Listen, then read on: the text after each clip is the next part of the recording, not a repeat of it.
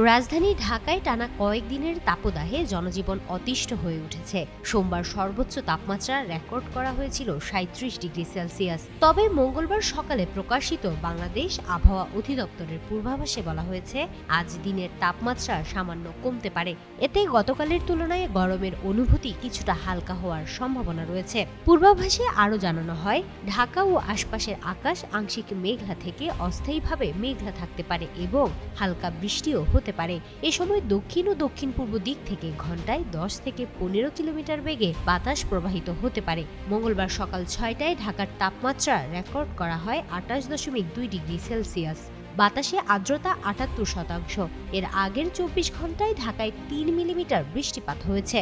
অন্যদিকে সোমবার আবহাওয়া অধিদপ্তর থেকে প্রকাশিত সারা দেশের সম্ভাব্য পূর্বাভাসে জানানো হয়েছে, মঙ্গলবার সকাল 9টা থেকে পরবর্তী 24 ঘন্টায় খুলনা, বরিশাল, চট্টগ্রাম ও সিলেট বিভাগের অনেক জায়গায় এবং